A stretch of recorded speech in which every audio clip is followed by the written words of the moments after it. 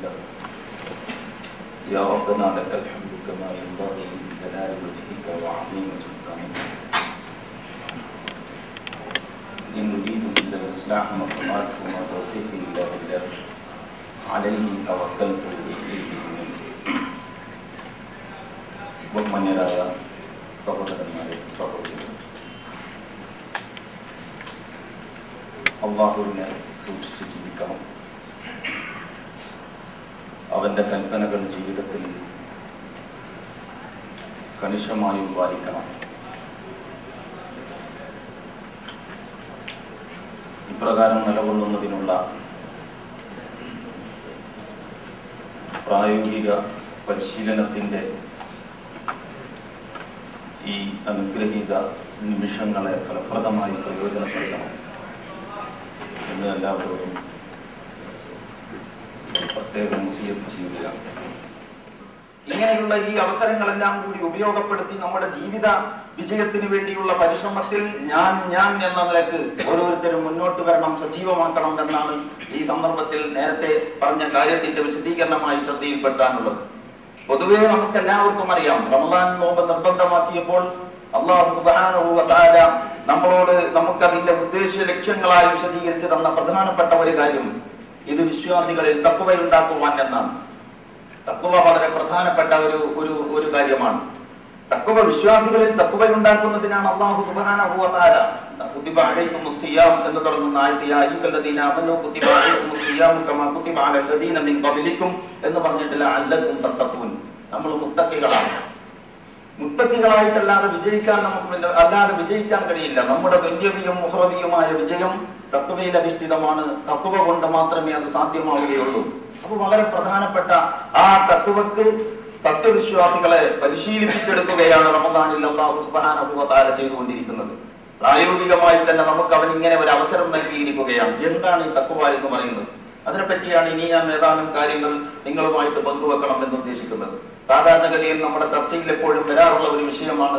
എന്നാലും എല്ലാവരും കൂടി ഇതുപോലെ ഒരുമിച്ച് കൂടുന്ന റമദാനിലെ ഒരു സന്ദർഭത്തിൽ തഖ്വയെ കുറിച്ച് നമ്മൾ കുറച്ച് ചിന്തിക്കുന്നത് നല്ലതാണ്. തഖ്വ വളരെ ഗൗരവമുള്ളതായതുകൊണ്ടാണ് എല്ലാ പ്രവാചകന്മാരുടെയും പ്രബോധന പ്രവർത്തനങ്ങൾ വിശുദ്ധ ഖുർആൻ വിശദീകരിച്ചിടത്തൊക്കെ ആവർത്തിച്ചു പറഞ്ഞിട്ടുള്ള ഒരു കാര്യം, പ്രവാചകന്മാർ തങ്ങളുടെ സമൂഹത്തോട് നിരന്തരം അടിക്കടി ഉത്ബോധിപ്പിച്ചുകൊണ്ടിരുന്നത് നിങ്ങൾ അല്ലാഹുവിനെ സൂക്ഷിക്കണം, അല്ലാഹുവിനെ സൂക്ഷിക്കണം, എന്നെ അനുസരിക്കണം, അല്ലാഹുവിനെ സൂക്ഷിക്കണം. അല്ലാഹുവിനെ സൂക്ഷിച്ച് ജീവിക്കുന്നതിന്റെ പ്രായോഗിക രീതികൾ വിശദീകരിക്കുവാൻ അല്ലാഹു ചുമതലപ്പെടുത്തിയവനാണ് ഞാൻ എന്നതുകൊണ്ട് എന്നെ അനുസരിക്കണം. അതാണ് അനുസരണത്തിന്റെ സ്ഥാനം. അപ്പൊ തഖ്വ എല്ലാ പ്രവാചകന്മാരുടെയും പ്രബോധനത്തിന്റെ കാമ്പും കാതലുമായിട്ട് നിലനിന്നിട്ടുള്ള ഒന്നാണ്. ഇനി ആ തഖ്വ പ്രവാചക പ്രവർത്തനങ്ങൾ അവസാനിച്ചതോടുകൂടി തഖ്വയെ കുറിച്ചുള്ള ഉത്ബോധനം അവസാനിച്ചു പോകാൻ പാടില്ലെന്ന് അല്ലാഹു സുബ്ഹാനഹു വ തആല തീരുമാനിച്ചു. അതിനു വേണ്ടിയിട്ട് അല്ലാഹു ഒരു വ്യവസ്ഥാപിതമായ സംവിധാനം തന്നെ ചെയ്തു വെച്ചു. അതാണ് ഈ വെള്ളിയാഴ്ചയിലെ ജുമാ നമസ്കാരം. ആഴ്ചയിൽ ഒരിക്കൽ സത്യവിശ്വാസികൾ ഒരു സ്ഥലത്ത് ഒരുമിച്ച് കൂടണം. സാധാരണ അവർ ലഹു നമസ്കരിക്കുന്നത് പോലെ വേണ്ട, അവർ 2 റക്അത്ത് നമസ്കരിച്ചാൽ മതി. അള്ളാഹുവിനെ കുറച്ച് സുജൂദുകളും റുകൂകളും കുറയുന്നു. ആലോചിച്ചിട്ടുണ്ടോ? അള്ളാഹുവിനെ കുറച്ച് സുജൂദുകളും റുകൂകളും കുറയുന്നു എന്ന് പറഞ്ഞാൽ 4 റക്അത്ത് നമസ്കരിക്കുന്നതിന്റെ സ്ഥാനത്ത് 2 റക്അത്ത് നമസ്കരിക്കുമ്പോൾ കുറച്ച് റുകൂകളും സുജൂദുകളും അതിലുള്ള തസ്ബീഹുകളും തഹ്മീദുകളും ദിക്റുകളും ഒക്കെ കുറയുന്നു. എന്നിട്ട് ആ 2 റക്അത്തിന്റെ അതിന്റെ സ്ഥാനത്ത് 2 റക്അത്തിന്റെ സ്ഥാനത്താണ് ഖുതുബ എന്ന വേറൊരു ചർച്ചയുണ്ട്. അതല്ല ഞാൻ ഇവിടെ പറയുന്നത്. ആ 2 റക്അത്തിന് പകരം ആ സ്ഥാനത്ത് നിന്ന് ഉപയോഗപ്പെടുത്തുന്നത് എന്തിനു വേണ്ടിയാണ്? സത്യവിശ്വാസികൾ ഒരു പ്രദേശത്ത് സ്ഥിരതാമസക്കാരായ ആളുകൾ ഒരു സ്ഥലത്ത് സംഘടിക്കണമെന്നും അവരുടെ ഈ സംഘടിത പ്രാർത്ഥനയ്ക്ക് നേതൃത്വം നൽകുന്ന വ്യക്തി അവരെ തഖ്വ കൊണ്ടുകൊണ്ട് തന്നെ അവരെ ഉപദേശിക്കണമെന്നും ആ ഉപദേശം ആരംഭിക്കുന്നത് തഖ്വ കൊണ്ടുള്ള വസിയത്ത് കൊണ്ടായിരിക്കണമെന്നും നിഷ്കർഷിച്ചിരിക്കുകയാണ്. അതുകൊണ്ടാണ് എല്ലാ പള്ളി മെമ്പറുകളിലും എല്ലാ വെള്ളിയാഴ്ചകളിലും ആളുകൾക്ക് മനസ്സിലായാലും ഇല്ലെങ്കിലും ശരി തഖ്വ കൊണ്ടുള്ള വസിയത്ത് നടന്നുകൊണ്ടിരിക്കുന്നത്.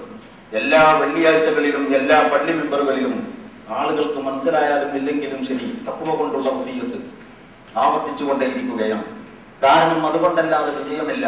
അപ്പൊ എന്താണ് ഈ തഖ്വ? ഇത്രയും പ്രാധാന്യമുള്ള കാര്യമാകുമ്പോൾ എന്താണ് ഈ സംഗതി? ചില ആളുകൾ വിചാരിച്ചു തഖ്വ എന്ന് പറയുന്നത് ഈ വേഷവിധാനങ്ങളുമായി ബന്ധപ്പെട്ടതാണ്. ചില വേഷങ്ങൾ തഖ്വക്ക് നിരക്കില്ല എന്നത് സത്യമാണ്. പക്ഷെ വേഷങ്ങളുമായിട്ട് തഖ്വക്ക് അത്ര വലിയ ബന്ധമൊന്നുമില്ല. പ്രത്യേകമായ ചില വേഷം ധരിച്ച ആളുകളെ പറ്റി അയാൾ മുത്തഖിയാണ്. എന്ന് പറയുന്നു സാധാരണ. അപ്പൊ ആവഭാവങ്ങളിലാണ്. ഇന്നല്ലാഹ ലാ യൻദുറു ഇലാ സുവരിക്കും വലാ ഇലാ അജ്സാമിക്കും വലാകിൻ യൻദുറു ഇലാ ഖുലൂബിക്കും വഅഅമാലിക്കും. അല്ലാഹു സുബ്ഹാനഹു വ തആല ഒരാൾ എങ്ങനെയാണ് വസ്ത്രം ധരിച്ചിരിക്കുന്നത്, അയാളുടെ വേഷഭൂഷാദികൾ എങ്ങനെയാണ്, അതിന്റെ ആവഭാവങ്ങൾ എങ്ങനെയാണ് എന്നതല്ല അല്ലാഹു നോക്കുന്നത്, അയാളുടെ ഹൃദയത്തിലേക്കും അയാളുടെ കർമ്മങ്ങളുടെ സാക്ഷാൽ പ്രചോദനത്തിലേക്കുമാണ് എന്ന് അല്ലാഹു സുബ്ഹാനഹു വ തആല അവന്റെ പ്രവാചകനിലൂടെ നമ്മെ അറിയിച്ചിട്ടുണ്ട്. അപ്പൊ തഖ്വക്ക് ഇണങ്ങാത്ത, തഖ്വക്ക് ചേരാത്ത ചില വേഷങ്ങളുണ്ട് എന്ന് പറയുന്നതോടൊപ്പം തന്നെ ഒരു പ്രത്യേക വേഷത്തിലാണ് തഖ്വ എന്ന് പറയാൻ പറ്റില്ല. തഖ്വ എന്ന് പറയുന്നത് എന്താണ്? അത് ഹാവഭാവങ്ങളുമായിട്ട് ബന്ധപ്പെട്ടതല്ല എന്ന് നേരത്തെ പറഞ്ഞു. ചില പ്രത്യേക തലങ്ങളിലും സന്ദർഭങ്ങളിലും ഉണ്ടാകുന്ന വികാരമാണ് തഖ്വ എന്ന് ചിലർക്ക് തോന്നും. നമസ്കരിക്കാൻ നിൽക്കുമ്പോൾ ഒരു ഭയഭക്തി, ആള് മുത്തക്കിയാണ്. നമസ്കാരവുമായിട്ട് ബന്ധപ്പെട്ടതല്ല ഈ തഖ്വ എന്ന് പറയുന്നത്. നമസ്കാരത്തിൽ ഖുശൂഉം ഖുദൂഉം വേണം, ഭയഭക്തി വേണം, സംശയമില്ല. പക്ഷേ തഖ്വ എന്ന് പറയുന്നത് അതിനേക്കാളും വലിയ ഒരാശയമാണ്. ഉമറുൽ ഫാറൂഖ് റളിയല്ലാഹു അൻഹു ഒരിക്കൽ ചോദിക്കപ്പെട്ടു, എന്താണ് തഖ്വ? ആ സഹാബിയുടെ ചോദ്യത്തിന് ഉമറുൽ ഫാറൂഖ് റളിയല്ലാഹു അൻഹു അദ്ദേഹത്തോട് തിരിച്ചു ചോദിച്ചു, നിങ്ങളുടെ എന്തെങ്കിലും ഒരു അത്യാവശ്യത്തിന് വേണ്ടി, ഞാനത് എന്റെ ഭാഷയിൽ പറയുകയാണ്, നിങ്ങളുടെ എന്തെങ്കിലും ഒരു അത്യാവശ്യത്തിന് വേണ്ടിയിട്ട് നിങ്ങൾക്ക് ഒരു കുന്നിന്റെ മുകളിലേക്ക് യാത്ര പോകേണ്ടി വന്നു എന്ന് സങ്കല്പിക്കുക. വളരെ ചെങ്കുത്തായ ഒരു കുന്നാണ്. സാധാരണഗതിയിൽ നടന്നു പോവുക പ്രയാസകരമായ ഒരു ചെങ്കുത്തായ കുന്നിന്റെ മുകളിലേക്ക് ഇയാൾ ഇങ്ങനെ അടിവച്ച് കയറിപ്പോവുകയാണ്. ഈ കുന്നിന്റെ വളരെ വീതിയില്ലാത്ത പാതയാണ്. ഈ വീതിയില്ലാത്ത പാതയുടെ ഒരു ഭാഗത്ത് വളരെ ആഴമേറിയ കൊക്കയാണ്. ആ കൊക്കയിലേക്ക് വീണാൽ പിന്നെ തിരിച്ചു കിട്ടുന്ന പ്രശ്നമില്ല. ഈ കുന്നിന്റെ മറുവശത്ത്, ഈ പോകുന്ന വഴിയുടെ ഈ വീതിയില്ലാത്ത ഒറ്റയടിപ്പാതയുടെ മറുവശത്ത് ഇടതിങ്ങി വളരുന്ന വനമാണ്, ഘോരവനം. ആ ഇടതിങ്ങി വളരുന്ന കാട്ടിൽ ഭീകര മാരക ഹിംസ്ര ജന്തുക്കൾ അങ്ങനെ യഥേഷ്ടം വിലസിക്കൊണ്ടിരിക്കുകയാണ്. അങ്ങനത്തെ ആ മൃഗങ്ങൾ പലതും വഴിതെറ്റിയും മറ്റും ഇരതേടിയും മറ്റും ഈ വീതിയില്ലാത്ത പാതയിലേക്കും വരാം. ഇയാൾ ഇവിടെ നിന്ന് ഇങ്ങനെ അങ്ങോട്ട് പതുക്കെ നടന്നു ചെല്ലുമ്പോഴായിരിക്കും ഈ ഹിംസ്ര ജന്തുക്കൾ ഇങ്ങോട്ട് അവിടെ നിന്ന് ഇറങ്ങി വരുന്നത്. അതും സംഭവിക്കാം. പോരാത്തതിന് ചപ്പുചവറുകളും ചളിക്കുണ്ടുകളുമുള്ള വഴിയാണ്. വിഷസർപ്പങ്ങൾ യഥേഷ്ടം സഞ്ചരിക്കാൻ സാധ്യതയുണ്ട്. അനുകൂലമല്ല സാഹചര്യം എന്നോർക്കണം. നല്ല കോരിച്ചൊരിയുന്ന മഴയുള്ള നേരത്താണ്. അതിശക്തമായ മഴ മാത്രമല്ല, ഇടിയും മിന്നലുമൊക്കെ ഉണ്ട്. ഇടിയുടെ മുഴക്കവും ഈ മിന്നലിന്റെ തിളക്കവുമല്ലാതെ ഇയാളുടെ കൂടെ കൂട്ടിന് വേറൊന്നുമില്ല. ഒറ്റയടിപ്പാതയിൽ കൂരിരുട്ടുള്ള രാത്രിയിൽ കോരിച്ചെറിയുന്ന മഴയിൽ താഴെ ഭാഗത്ത് വലിയ കൊക്ക, മേലെയാണെങ്കിലോ ഇടതിങ്ങി വളരുന്ന കാട്. ആ കാട്ടിൽ ഭീകര ഹിംസ്ര ജന്തുക്കൾ, ഈ കൊക്കയാണെങ്കിൽ അഗാധ ഘട്ടങ്ങളിൽ. എല്ലാം കൂടി പ്രതികൂലമായ ഈ അന്തരീക്ഷത്തിൽ അത്യന്താപേക്ഷിതമായ പോക്ക് ഒഴിവാക്കാൻ കഴിയാത്ത ഈ മനുഷ്യൻ അടിവെച്ച് പോകുമ്പോൾ അയാളുടെ സൂക്ഷ്മതയുണ്ടല്ലോ. ഓരോ കാലടി മുന്നോട്ട് വെക്കുമ്പോഴും ഇത് വിഷസർപ്പത്തിന്റെ മുതുകിലോ അതെല്ലാം മുള്ളിലോ ചപ്പുചവറുകളുടെ നടുവിലോ ചളിക്കുണ്ടിലോ എന്നറിയില്ല. വളരെ ശ്രദ്ധയോടെ വേണം മുന്നോട്ട് വെക്കാൻ. ലേശം ശ്രദ്ധ തെറ്റിയാൽ അടിതെറ്റി താഴെ കൊക്കയിലേക്ക് വീഴും. ഒരു നിമിഷം ജാഗ്രത കൈവിട്ടാൽ വല്ല ഈ കാട്ടുമൃഗത്തിന്റെയും പിടിയിലകപ്പെട്ടു പോകും. അങ്ങനത്തെ പ്രതികൂലമായ ഒരു അവസ്ഥയിൽ ഈ കുന്നിന്റെ മുകളിലേക്ക് പതിയെ നടന്നു പോകുന്ന മനുഷ്യന്റെ സൂക്ഷ്മതയുണ്ടല്ലോ, ആ സൂക്ഷ്മതയാണ് തഖ്വ എന്നാണ് ഉമറുൽ ഫാറൂഖ് റളിയല്ലാഹു അൻഹു പറഞ്ഞത്. ഞാൻ പറയുന്നു, ഇപ്പൊ അത്ര പോരാ. ഇത് ഏത് കാലത്തെ കാര്യമാണ്? റസൂലുള്ളാഹി സ്വല്ലല്ലാഹു അലൈഹി വസല്ലമയുടെ കാലത്താണ്. നുബുവ്വത്തിന്റെ മഹാവടവൃക്ഷത്തിന്റെ മീതെ റിസാലത്തിന്റെ പേമാരി പെയ്തിറങ്ങിക്കൊണ്ടിരുന്ന അനുഗ്രഹീതമായ കാലത്ത് അന്ന് തന്നെ ഇത്ര ജാഗ്രത വേണം ജീവിതത്തിലെങ്കിൽ, ഇന്നത് പോരാ. ഇന്ന് കാണുന്നതൊക്കെയും കാണാൻ പാടില്ലാത്ത കാര്യങ്ങളാണ്. നമ്മൾ കണ്ടുകൊണ്ടിരിക്കുന്നതൊക്കെ കാണരുത് എന്ന് ശരീഅത്ത് വിലക്കിയിട്ടുള്ള കാര്യങ്ങളാണ്. നമ്മൾ കേട്ടുകൊണ്ടിരിക്കുന്നതൊക്കെയും കേൾക്കുന്നത് ഇസ്ലാം ഇഷ്ടപ്പെടാത്ത സംഗതികളാണ്. നാട്ടിൽ സംഭവിച്ചുകൊണ്ടിരിക്കുന്നതൊക്കെയും സംഭവിക്കാൻ പാടില്ലാത്തതും ഹറാമുകളും തോന്നിയാസങ്ങളുമാണ്. ഇതിന്റെ നടുവിലാണ് നമ്മുടെ നിപ്പ്. നുബുവ്വത്തിന്റെ മഹാവടവൃക്ഷത്തിന്റെ മീതെ റിസാലത്തിന്റെ പേമാരി പെയ്തിറങ്ങിയ കാലം ഇവിടെ. ജാഹിലിയ്യത്തിന്റെ നടുക്കടലിൽ ഈ തോന്നിയാസങ്ങളുടെ നടുവിൽ ജീവിക്കേണ്ടി വന്ന ദൗർഭാഗ്യവാന്മാരായ നമ്മുടെ സ്ഥിതി എന്ത് നിങ്ങൾ ആലോചിക്കണം. അതുകൊണ്ട് ജീവിതയാത്രയുടെ വളവിലും തിരുവിലും, അതിന്റെ കയറ്റത്തിലും ഇറക്കത്തിലും, അതിന്റെ അടക്കത്തിലും അനക്കത്തിലും, ഏകാന്തതയിലും ജനമധ്യത്തിലും പടച്ച തമ്പുരാന്റെ ഇഷ്ടം പരിഗണിക്കുക, അവൻ അനിഷ്ടകരമായത് ഒഴിവാക്കുക, ഇങ്ങനെ നിലകൊള്ളുന്നതിനാണ് തഖ്വ എന്ന് പറയുന്നത്. ഇത് ജീവിതത്തിന്റെ ഏതോ ഒരു മേഖലയിൽ വേണ്ട നിലപാടല്ല. ഇത് ജീവിതത്തിൽ ഏതോ ഒരു കാലത്താവശ്യമായ കാര്യവുമല്ല. ബോധം വന്ന നിമിഷം മുതൽ ശരീരത്തിൽ നിന്ന് റൂഹ് പിരിയുന്ന സമയം വരെ അള്ളാഹുവിന്റെ ഇഷ്ടത്തിൽ നിലകൊള്ളലാണ് തഖ്വ എന്ന് പറയുന്നത്.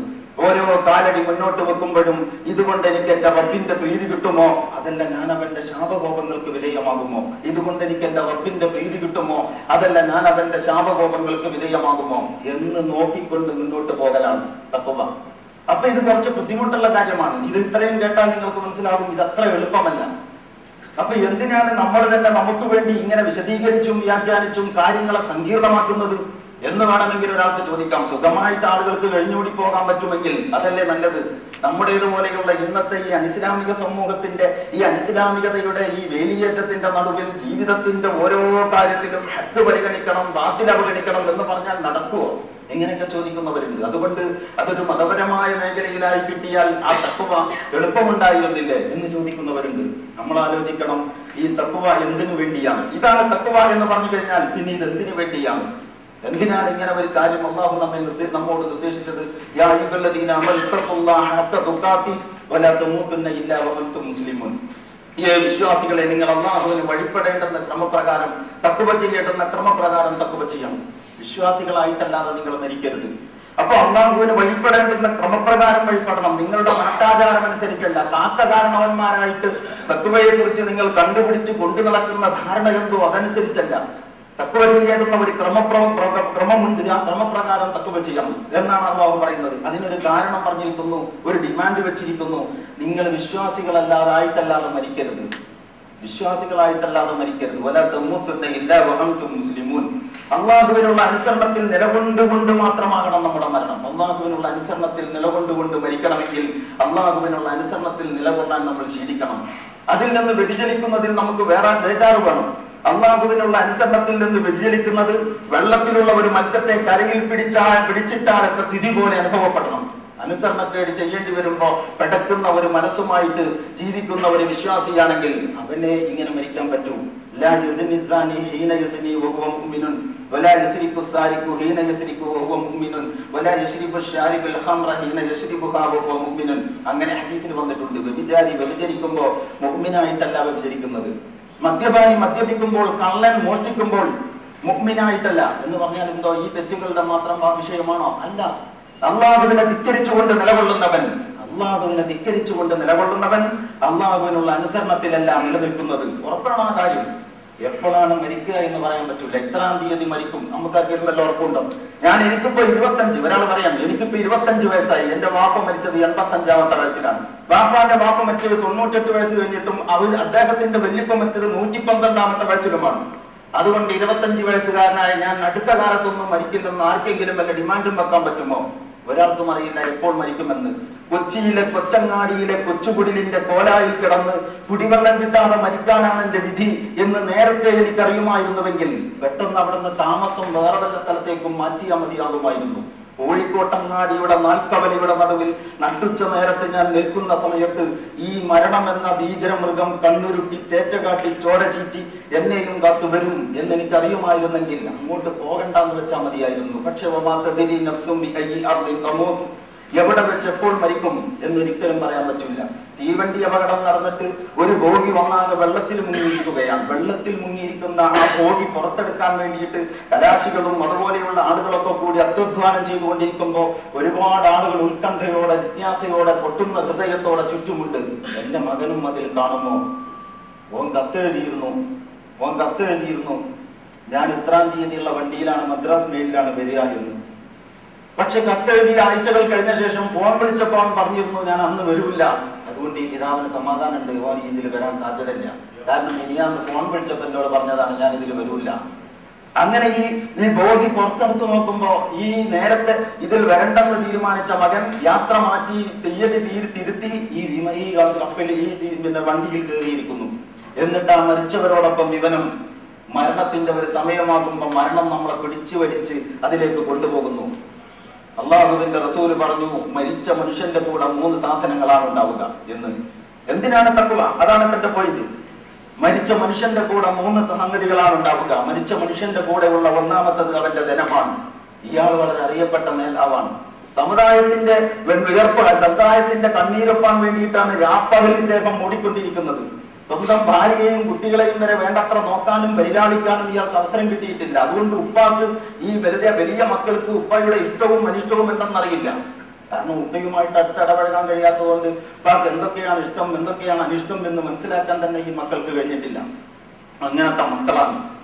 അങ്ങനെയാണ് ഈ മനുഷ്യൻ സമുദായത്തിന് വേണ്ടി നാട്ടിൽ കേരള കാസർഗോഡ് മുതൽ തിരുവനന്തപുരം വരെ മാത്രമല്ല ഗൾഫ് രാജ്യങ്ങളിലും ഇടയ്ക്കിടെ ഇയാൾ വന്ന് സമുദായത്തിലെ അംഗങ്ങളുടെ സുഖവിവരങ്ങൾ അന്വേഷിച്ചു കൊണ്ടിരിക്കുന്നുണ്ട്. ഓട്ടമാണ്. അങ്ങനത്തെ ഈ മനുഷ്യനാണ് ഒരു ദിവസം അയാൾ മരിച്ചു പോകുമെന്ന് മറ്റുള്ളവർക്ക് പോലും തോന്നാത്ത വിധം പാർട്ടിയിൽ അയാൾക്ക് അത്രത്തോളം അജയ്യതയും സ്ഥാനവുമുണ്ട്, പദവിയുമുണ്ട്. ഇങ്ങനത്തെ മനുഷ്യൻ ഒരു ദിവസം ഒരു ദേഹാസ്വാസ്ഥ്യം പെട്ടെന്ന് ഹോസ്പിറ്റലിൽ എത്തിച്ചു. പരിചരിക്കാൻ ഒരുപാട് ആളുകളുണ്ട്. പിന്നെ സ്ഥിതിഗതികൾ ആകെ വഷളാകാൻ തുടങ്ങി. ചില സമയത്ത് അയാളുടെ ഈ നെഞ്ചിങ്ങനെ പൊങ്ങി വന്നിട്ട് ശരീരത്തിലെ ഏറ്റവും ഉയർന്ന ഭാഗം നെഞ്ചായി മാറുന്നുണ്ട്. വേറെ ചില സന്ദർഭത്തിൽ ഈ നെഞ്ച് ഉള്ളിലേക്ക് പിടിച്ചു വലിച്ചിട്ട് വാരിയെല്ലുകൾ ഓരോന്നും എണ്ണിയെടുക്കാമെന്ന മട്ടിലാകുന്നുണ്ട്. നല്ല തടിയുള്ള മാംസളമായ ആ ശരീരത്തിൽ ഈ ഉള്ളിലേക്കുള്ള വലിയുടെ ആഘാതം കാരണം എല്ലുകൾ ഇങ്ങനെ എണ്ണിയെടുക്കാൻ പറ്റുന്ന ഒരു മെലിഞ്ഞ ആളെ പോലെ അയാളെ തോന്നുന്നുണ്ട്. അങ്ങനെ വലിയ വിഷമത്തിലാണ്. ഒരു മകൻ അറിയപ്പെട്ട ഡോക്ടറാണ്. ആ ഡോക്ടറായ മകന്റെ ഒരുപാട് സുഹൃത്തുക്കളും ഇതുപോലെ നല്ല വിദഗ്ധരായ ഡോക്ടർമാരുണ്ട്. മൾട്ടി സ്പെഷ്യാലിറ്റി ഹോസ്പിറ്റൽ ഇദ്ദേഹം ബിനാമിയായിട്ട് ഒന്ന് നടത്തുന്നുമുണ്ട്. അങ്ങനെ ഫോൺ ചെയ്തപ്പോഴേക്ക് നിമിഷങ്ങൾക്കകം ആളുകൾ ഓടിക്കൂടി പരിശോധനയും അതുപോലെയുള്ള കാര്യങ്ങളുമായി. അതൊരു അറിയപ്പെട്ട പ്രമുഖനായതുകൊണ്ട് കലക്ടർ ഉൾപ്പെടെയുള്ള സ്ഥലത്തെ പ്രധാന ആളുകളൊക്കെ ചുറ്റും കൂടിയിട്ടുണ്ട്. വേണ്ടപ്പെട്ടവരെല്ലാവരും ഉണ്ട്. പണം എമ്പാടുമുണ്ട്. അധികാരത്തിന്റെ പിൻബലമുണ്ട്. ശാസ്ത്ര സാങ്കേതിക വിദ്യയുടെ അകമ്പടിയുണ്ട്. പക്ഷെ ഒന്നും ചെയ്യാൻ പറ്റുന്നില്ല. ഇദ്ദേഹം ഈ മരണത്തോട് ഇങ്ങനെ മല്ലടിക്കുന്നത് ഇവർ നിസ്സഹായരായിട്ട് നോക്കി നിൽക്കുകയാണ്.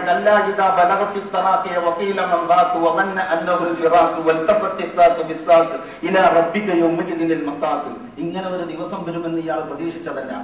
അങ്ങനെ ഈ കാലുകൾ ഇങ്ങനെ കൂട്ടിയരಸಿ ശരീരത്തിൽ എന്തോ ഊരിയെടുക്കാൻ പറ്റാത്ത ഒന്ന് വലിച്ചൂരിയെടുക്കുന്നത് പോലെ വളരെ പ്രയാസപ്പെട്ടിട്ടാണ്. വല്ല കൈതമുള്ളിലോ പൂമുള്ളിൽ എന്തെങ്കിലും വലിയ മുള്ളിന്റെ മുകളിൽ വലിയ കട്ടി കുറഞ്ഞ തുണി അലക്കിയിട്ട ശേഷം അത് ഊരിയെടുക്കാൻ പ്രയാസപ്പെടുന്നത് പോലെ വളരെ പ്രയാസത്തിലാണ് ഇയാളുടെ ഈ ശരീരത്തിൽ നിന്ന് റൂഹ് വേർപെട്ടു പോകുന്നത്. അയാളാകെ വേർത്ത് നനഞ്ഞിരിക്കുന്നു. നിസ്സഹായരായിട്ട് ഈ കൂട്ടുകുടുംബങ്ങളൊക്കെ.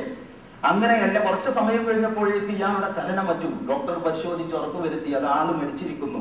മരിച്ചപ്പോ പിന്നെ ആദ്യം കിടന്നിരുന്ന സ്ഥലത്ത് നിന്ന് ബന്ധുമിത്രാദികൾ പറഞ്ഞു സന്ദർശകർക്കൊക്കെ കാണാൻ പറ്റിയ സ്ഥലത്തേക്ക് നമുക്ക് ഡൈനിങ് ഹാളിലേക്ക് മാറ്റിക്കിടക്കാം. അങ്ങനെ ഡൈനിങ് മേശ പിടിച്ച് ഒരു അരുവിലേക്ക് ഇട്ടിട്ട് ഈ കട്ടിലൊക്കെ അവിടെ അറേഞ്ച് ചെയ്ത് അതിൽ ഈ ശരീരം പുതപ്പിട്ട് മൂടി. അതുവരെ അറിയപ്പെട്ട ആളാണ്. ഇപ്പൊ മയ്യത്താണ്. മയ്യത്തെപ്പോഴാണ് എടുക്കുന്നത്, മയ്യത്തെപ്പോഴാ വെക്കുക. പിന്നെ മയ്യത്ത് എന്നാണ് ഇയാളെ പറ്റി പറയുന്നത്.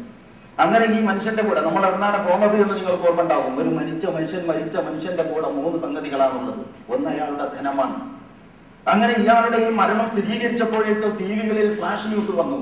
മൈക്ക് കെട്ടി മണ്ഡലത്തിൽ ഒന്നാകെ അനൗൺസ് ചെയ്യാൻ 2-3 ജീപ്പുകാരെ ഏർപ്പാട് ചെയ്തു. കല്യാണപ്പന്തലിൽ ഒരു 2-3 കൊല്ലങ്ങൾക്ക് മുമ്പ് ഇയാളുടെ വീട്ടിൽ മകന്റെ കല്യാണത്തിന് ഡെക്കറേറ്റ് ചെയ്ത അതേ പാർട്ടിയെ തന്നെ താഴ്പായിൽ കൊണ്ട് വലിയ ഒരു പന്തലിടാൻ വേണ്ടി ഏർപ്പാട് ചെയ്തു.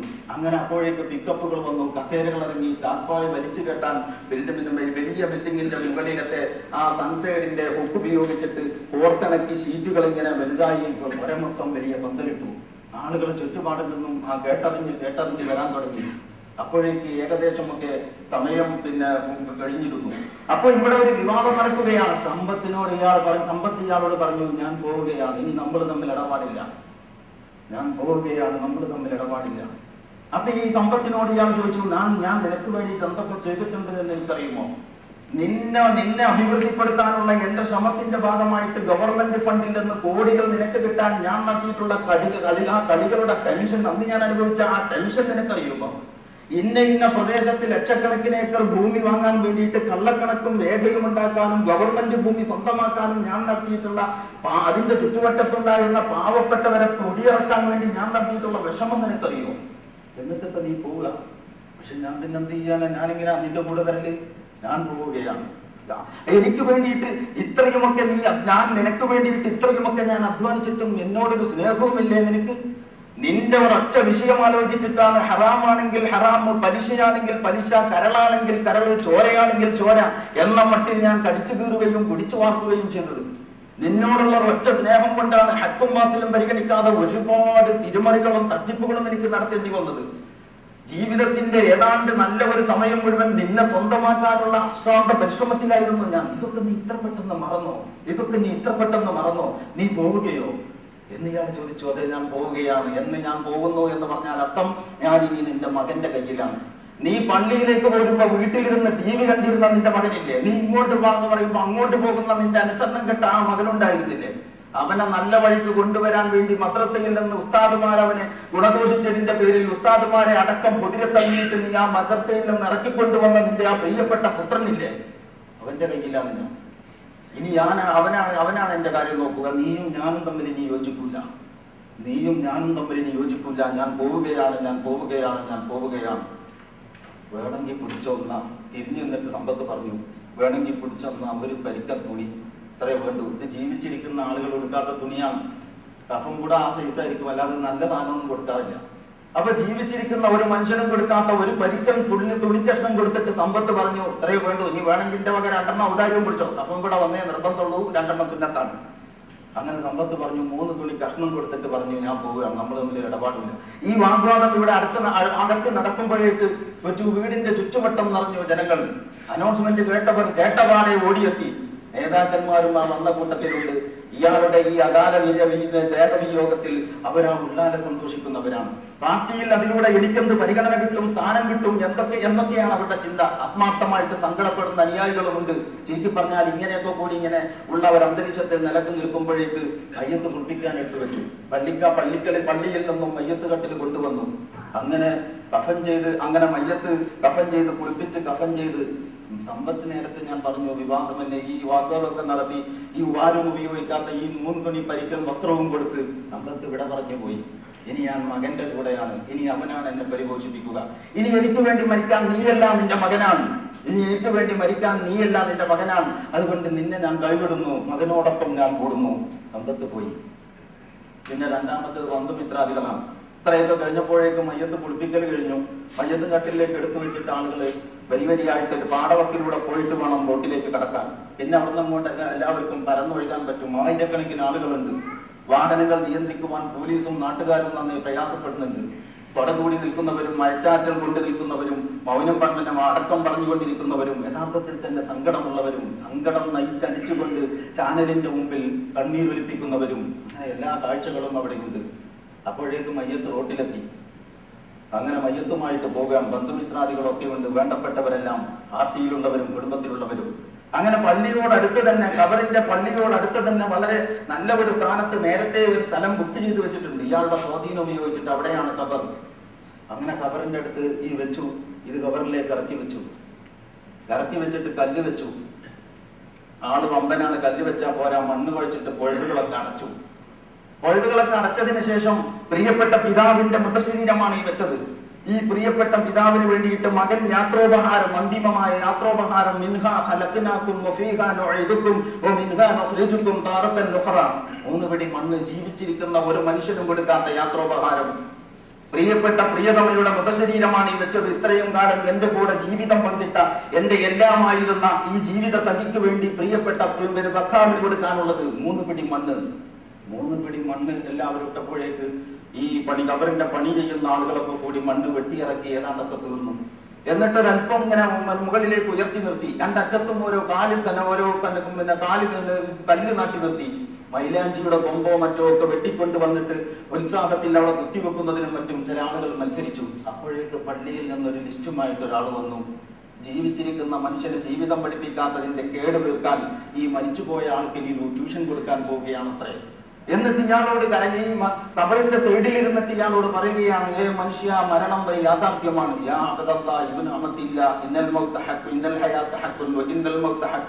അങ്ങനെ ഇയാളോട് പറയുന്നു, നിന്നോട് നിന്റെ റബ്ബാരാണെന്ന് ചോദിക്കുമ്പോ ഇന്ന ആളാണെന്ന് പറയണം. റബ്ബോ എന്ന് അങ്ങോട്ട് അന്നും അറിയാത്ത മാതിരി നീ പെരുമാറി പോകരുത്.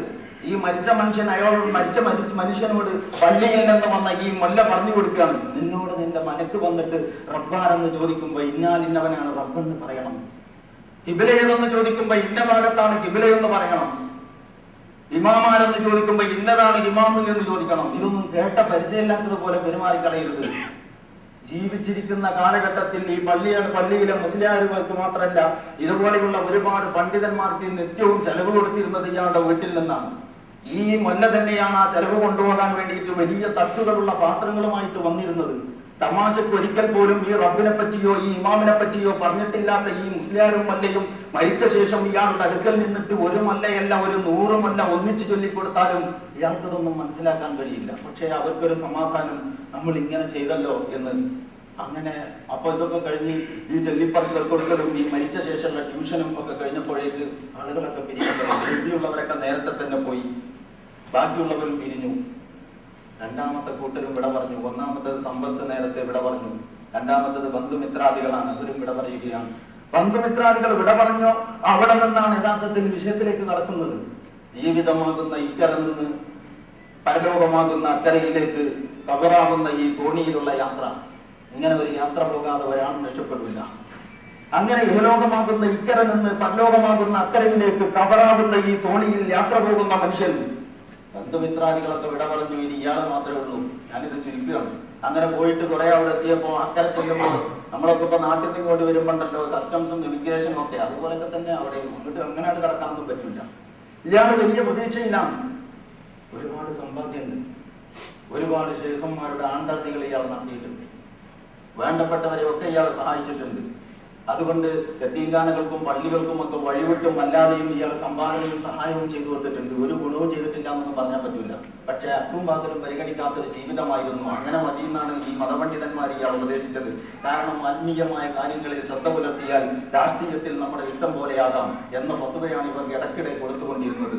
മതത്തിലും രാഷ്ട്രീയത്തിലും ഒരുപോലെ അള്ളാഹുവിനെ പരിഗണിക്കണമെന്ന് പറഞ്ഞതിന്റെ പേരിൽ ഇസ്ലാമിക പ്രസ്ഥാനത്തെ പഴി പറയാൻ വേണ്ടി സ്പെഷ്യലായിട്ട് പണ്ഡിതന്മാർക്ക് ഇയാൾ അലവൻസ് വരെ കൊടുത്തിരുന്നു. അങ്ങനത്തെ ഒരാളായതുകൊണ്ട് ഇയാൾ വിചാരിച്ചു എന്തായാലും നമുക്ക് അവരുടെ ദുആയുടെ, ഇവരുടെ സ്വാധീനത്തിന്റെ, അവരുടെ സമ്മർദ്ദത്തിന്റെ, ഇവരുടെ ശുപാർശയുടെ എന്തെങ്കിലുമൊക്കെ കിട്ടാതിരിക്കില്ല. അങ്ങനെ ഇയാൾ ചെന്നു. അയാളുടെ മൂന്നാമത് അയാളുടെ കൂടെയുള്ളത് ഇയാളുടെ കർമ്മങ്ങളുടെ പാഠമാണ്. സമ്പത്ത് നേരത്തെ തന്നെ സലാം പറഞ്ഞു, ബന്ധുമിത്രാദികളും വിട്ടുപിരിഞ്ഞു. ഇനി ഇയാളുടെ അമലുകളുടെ ബാന്ധവുമായിട്ട് ഇയാൾ ഇങ്ങനെ പോകാം. കടന്നു ചെല്ലുമ്പോ തന്നെ എവിടുക്ക പോകണം, അവിടെ നിർത്തി. മിസ്റ്റർ അവിടെ നിർത്തി. എന്താ കാര്യം? അയാൾ പറഞ്ഞു ഇത് അയക്കണം. മലക്ക് പറയാൻ അയക്കണം. അത് പറഞ്ഞു ഇത് അയക്കാൻ പറ്റില്ല. എന്റെ ഒരാളുടെ ശാരീരികമായ ആവശ്യങ്ങളുടെ പൂർത്തീകരണത്തിന് അള്ളാഹു എനിക്ക് ഇഷ്ടപ്പെട്ട് തന്ന ഭാര്യ പോരാഞ്ഞിട്ട് ഞാൻ വഴിവിട്ട് പ്രവർത്തിച്ചതിന്റെ പുറത്തറിയാൻ പറ്റാത്ത ഒരുപാട് കരയൊലിക്കുന്ന ചാരിത്രത്തിന്റെ രേഖകൾ ഇതിലുണ്ട്. പുറത്തറിയാൻ പറ്റില്ല. അതുകൊണ്ട് ക്ഷമിക്കണം, കഴിക്കാൻ പറ്റില്ല. പ്ലീസ് പറ്റൂല, അഴിക്കണം.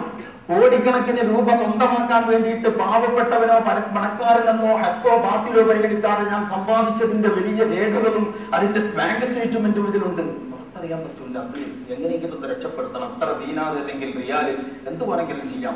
ഇയാൾ ഇങ്ങനെയൊക്കെയാ ശീലിച്ചിട്ടുള്ളത്. പറഞ്ഞു പറ്റൂല, അഴിക്കണം. وكل إنسان ألزمناه طائره في عنقه ونخرج له يوم القيامة كتابا يلقاه منشورا اقرأ كتابك كفى بنفسك اليوم عليك حسيبا من اهتدى فإنما يهتدي لنفسه ومن ضل فإنما يضل عليها ولا تزر وازرة وزر أخرى. ഓരോ മനുഷ്യന്റെയും ഭാഗ്യ സൗഭാഗ്യങ്ങൾ സൂറത്ത് ഇസ്രായേൽ നിങ്ങൾക്ക് കാണാം. ഓരോ മനുഷ്യന്റെയും ഭാഗ്യ സൗഭാഗ്യങ്ങൾ അവനവനിൽ നിക്ഷിപ്തമാണ്.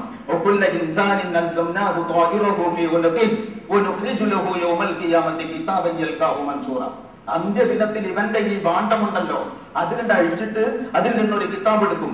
അന്ന് പറയാം, എന്നിട്ട് ഇവന്റെ കയ്യിൽ കൊടുത്തിട്ട് വായിക്ക്. അങ്ങനെ നോക്കി ഈ കിതാബിലേക്ക്.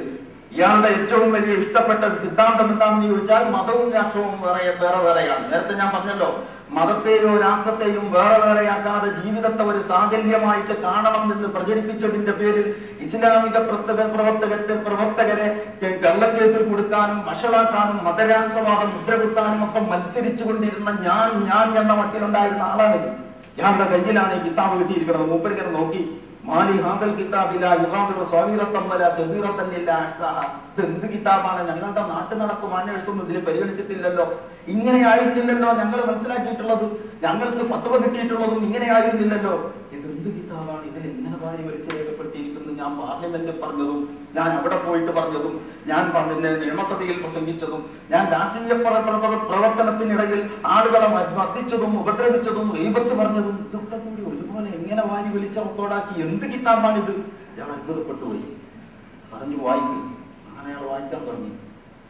وما كنتم تستترون أن يشهد عليكم أنفسكم أن يشهد عليكم أنفسكم سمعكم ولا أبصاركم ولا جلودكم വലാകിൻ ظننتم അന്ന അല്ലാഹ ലാ യഅലമു കസീറൻ മിമ്മാ തഅമലൂൻ. നിങ്ങളുടെ കണ്ണിനെയും നിങ്ങളുടെ തൊലിയെയും നിങ്ങളുടെ കാതിനെയും നിങ്ങൾക്ക് മറച്ചു വെക്കാൻ പറ്റും, ഒളിപ്പിച്ചു വെക്കാൻ കഴിയുമെന്നാണ് നിങ്ങൾ വിചാരിച്ചത്. അതിനൊക്കെ മറപ്പിച്ചൊളിപ്പിച്ച് നിങ്ങൾക്ക് എന്തും ചെയ്യാമെന്ന് കരുതി എന്ന് പറഞ്ഞതിന് ശേഷം അല്ലാഹു പറയാണ്, നിങ്ങൾ പ്രവർത്തിക്കുന്ന മിക്കതും അല്ലാഹുവിന് അറിയില്ല എന്ന് നിങ്ങൾ മനസ്സിലാക്കി. രാഷ്ട്രീയത്തിലായാൽ പിന്നെ എന്ത് തോന്നിയാസവുമാകാം, അവിടെ ഹക്കും ബാത്തിലും പരിഗണിക്കേണ്ട, അവിടെ ഒന്നും അല്ലാഹു ഇടപെടില്ല എന്ന് നിങ്ങൾ വിചാരിച്ചു. നിങ്ങളുടെ ഈ റബ്ബിനെ കുറിച്ചുള്ള നിങ്ങളുടെ ഈ കണക്കുകൂട്ടലുണ്ടല്ലോ, മതം വേറെ രാഷ്ട്രീയം വേറെ എന്ന് കരുതിയിട്ട് രാഷ്ട്രീയ ജീവിതമാകുന്ന ആ മഹാപാരാഭാരത്തിൽ ഞാൻ എന്ന കണക്ക് ഹക്കും ബാത്തിലും പരിഗണിക്കാതെ ഹറാമും തോന്നിയാസവും നോക്കാതെ നിങ്ങളുടെ ഈ സ്വൈരവികാരം ഉണ്ടായിരുന്നല്ലോ. അപ്പൊ റബ്ബിനെ കുറിച്ച് നിങ്ങൾ എന്താ കരുതിയത്? ആ കരുതലാണ് ദാലിക്കും വന്നുക്കും അല്ലദീ വലന്തും ബിറബ്ബിക്കും മർദാക്കും. നിങ്ങളുടെ റബ്ബിനെ കുറിച്ചുള്ള നിങ്ങളുടെ ഈ നിഗമനമാണ് നിങ്ങളെ നാശത്തിൽ അകപ്പെടുത്തിയത്. ഫഅസ്ബഹതും മിനൽ ഖാസിരീൻ. അങ്ങനെയാണ് ഇപ്പൊ ഈ കോളത്തിൽ നിങ്ങൾ എത്തിയത് എന്നൊക്കെ അവിടെ വെച്ചിട്ട് അയാൾ തിരിയുന്നത്. നമ്മളെ കസ്റ്റംസിന്റെ മുമ്പിൽ അയാളുള്ളത്. ഇപ്പോഴത്തെ നമ്മൾ ചോര നീരാക്കി അധ്വാനിച്ചതിന് ശേഷം ഒക്കെ പെട്ടിയിലും പട്ടിയിലും ആക്കിയിട്ട് അങ്ങോട്ട് ചെന്ന മക്കൂടി വാരി വലിച്ചു കൊണ്ടുപോകാൻ പറ്റുമോ? ഇല്ല, ചില നിയന്ത്രണങ്ങളുണ്ട്. അതുപോലെ തന്നെ ആ ഈ നിയന്ത്രണവും. അപ്പോഴാണ് പല റഡാറിലും ഇയാൾ പെട്ടിട്ടുണ്ട്, പല ക്ലെയിമുകളും ഇയാളുടെ പേരിലുണ്ട്, പലതും ക്ലിയറൻസ് ചെയ്യാത്തതായിട്ടുണ്ട്, പല കൂട്ടരുടെയും പരാതികളോടെ വന്നു കിട്ടിയിട്ടുണ്ട്. ഇതൊക്കെ ക്ലിയർ ആകാതെ ഇമിഗ്രേഷൻ സ്റ്റാമ്പ് ചെയ്ത് മുന്നോട്ട് പോകാൻ ഇയാൾക്ക് കഴിയില്ല. അവിടെയാണ് ഇയാൾ നിൽക്കുന്നത്.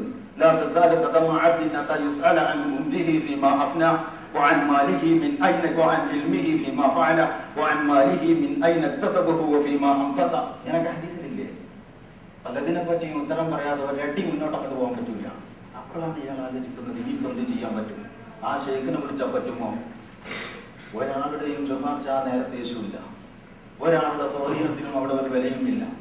ഓരോരുത്തരും സ്വന്തം കാര്യത്തിന്റെ രക്ഷയ്ക്ക് വേണ്ടി തന്നെ പ്രയാസപ്പെടുമ്പോൾ ഈ നിക്കക്കള്ളിയില്ലാത്ത സമയത്ത് ഈ മനുഷ്യനെ സഹായിക്കാൻ ആരാണ്? ഈ കുറ്റവാളിയായ മനുഷ്യൻ അവിടെ നിന്നിട്ട് ചിന്തിക്കുകയാണ്, എനിക്ക് അയാളെ കൊടുത്താൽ രക്ഷപ്പെടാൻ പറ്റുമോ? എന്റെ ആ സുഹൃത്തിനെ ബലി കൊടുത്താൽ, എന്റെ പാർട്ടിയിൽ ഈ കാര്യങ്ങളൊക്കെ ചെയ്യുമ്പോൾ ഈ ബിനാമി പ്രവർത്തനങ്ങൾക്കും മറ്റുമൊക്കെ ചെയ്തിരുന്ന എന്റെ ആത്മമിത്രമുണ്ടല്ലോ, അവനെ കൊടുത്താൽ എനിക്ക് രക്ഷപ്പെടാൻ പറ്റുമോ? ഞാൻ ആത്മനിർവൃത്തി അടഞ്ഞിരുന്ന എന്റെ പ്രിയതമയെ കൊടുത്താൽ എനിക്ക് രക്ഷപ്പെടാൻ പറ്റുമോ? വേണ്ട, ഭൂമിയിലെ മുഴുവൻ മനുഷ്യരെയും ബലിയാടാക്കിയാലും കൊള്ളാം, എനിക്ക് രക്ഷപ്പെടാൻ പറ്റുമോ? അവിടെ വെച്ചിട്ട് അപ്പ അയാൾ ചിന്തിക്കാൻ ഒരു രക്ഷയില്ല. അവിടെ നിൽക്ക്, ഇതൊക്കെ അഴിക്കണം. അവിടെ നിന്നാണ് ഇയാൾ ഉയർത്തുന്നത്. ഇങ്ങനെ ഒരു നോട്ടം, ഇങ്ങനെ ഒരു ഒട്ടോടാക്കൽ, ഇങ്ങനെ ഒരു നോട്ടം, ഇങ്ങനെ ഒരു പിടുത്തം, ഇങ്ങനെ ഒരു പൊതിയടിക്കൽ, ഇങ്ങനെ ഒരു വായിപ്പിക്കൽ, ഇതൊന്നും ഇല്ലായിരുന്നെങ്കിൽ ഒരു തഖ്വയുടെ ആവശ്യമില്ല. ഇതുണ്ടെങ്കിൽ നല്ല തഖ്വയില്ലാതെ ഒരടി മുന്നോട്ട് പോകാൻ കഴിയില്ല. മനുഷ്യന്മാരുണ്ടാക്കിയ സംവിധാനത്തിൽ ഈ ഗൾഫ് രാജ്യത്തിൽ നിന്ന് ഈ എമിഗ്രേഷനെ വെട്ടിച്ച് പുറത്തു കിടക്കാൻ നമ്മൾക്ക് കഴിയുന്നില്ലെങ്കിൽ പടച്ച തമ്പുരാന്റെ കണ്ണു കണ്ണിമ വെട്ടുന്നതും ഹൃദയങ്ങളിൽ ഒളിപ്പിച്ചു വെച്ചതും അറിയുന്ന സാക്ഷാൽ രാജാതിരാജന്റെ സംവിധാനങ്ങളെ മറികടന്നുകൊണ്ട് മുന്നോട്ട് പോകാനാവുമോ? അപ്പൊ ഭാണ്ഡം അവിടെ അയക്കേണ്ടി വരും. അതിന് പറ്റുന്ന സാധനങ്ങളെ അതിൽ ആദ്യമേ നിറച്ചുകൂടും. ഇത് വളരെ ഗൗരവപ്പെട്ടതാണ്. അതുകൊണ്ട് എന്തിനാണ് തഖ്വ? എന്താണ് തഖ്വ എന്ന് ഞാൻ നേരത്തെ പറഞ്ഞു. എന്തിനാണെന്ന് ചോദിച്ചാൽ, ഇങ്ങനെ ഒരു വിചാരണയും രക്ഷാശിക്ഷയുമുള്ള സന്ദർഭത്തിൽ അവിടെ നിന്ന് അങ്ങോട്ട് മുന്നോട്ട് പോകണമെങ്കിൽ തഖ്വയില്ലാതെ പറ്റില്ല. തഖ്വയുണ്ടെങ്കിൽ അന്ന് വിരല് കടിക്കേണ്ടി വരില്ല.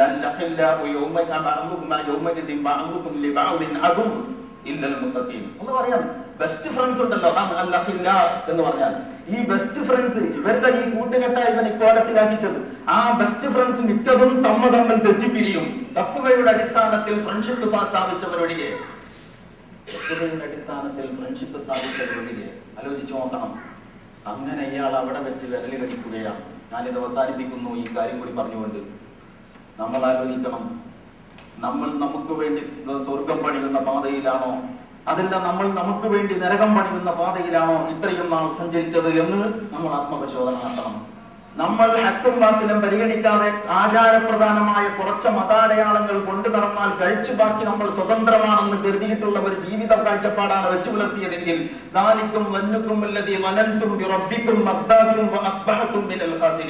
ആ ചിന്ത തന്നെയാണ് നിങ്ങളെ നശിപ്പിച്ചതും ഇക്കോലത്തിലാക്കിയതും എന്ന് അല്ലാഹ് പറഞ്ഞ കാര്യം നമ്മൾ ഓർക്കണം. അതുകൊണ്ട് ജീവിതത്തെ കുറിച്ച് ഗൗരവത്തോടെ ആലോചിക്കണം. നോമ്പുകാരനായിരിക്കുമ്പോൾ നോമ്പുകാരന്റെ ശ്രദ്ധ നോമ്പുകാരനായിരിക്കുമ്പോഴുള്ള നോമ്പുകാരന്റെ സൂക്ഷ്മത നോമ്പില്ലാത്ത കാലത്ത് മുഴുവനും വേണ്ടുന്ന തഖ്വയുടെ മുഖമുദ്രയാണെന്ന് ഓർക്കണം. ആ തഖ്വയാണ് ഈ റമദാൻ നമുക്ക് നൽകുന്നതെന്ന് അറിയണം. ആ തഖ്വ മുറുകെ പിടിക്കാൻ ശീലിക്കലാണ് ഈ റമദാനിലെ ഏറ്റവും വലിയ പാഠം എന്ന് നമ്മൾ അംഗീകരിക്കണം. ആ പാഠമാകണം നമ്മുടെ ജീവിതത്തെ ഇനി വഴി നടത്തുന്നത് എന്ന ഒരു ചിന്ത എപ്പോഴും നമ്മുടെ കൂടെ വേണം. അതല്ലാതെ നമ്മളെ രക്ഷപ്പെടുത്താൻ ഒരാൾക്കും കഴിയില്ല. അള്ളാഹു നമ്മെ അനുഗ്രഹിക്കുമാറാകട്ടെ. നമ്മുടെ ഭാഗത്ത് നിന്ന് സംഭവിച്ചു പോകുന്ന വീഴ്ചകളും പോരായ്മകളും തെറ്റുകുറ്റങ്ങളും റഹ്മാനും റഹീമുമായ റബ്ബ് നമുക്ക് വിട്ടുപുറത്ത് മാപ്പാക്കി തരുമാറാകട്ടെ.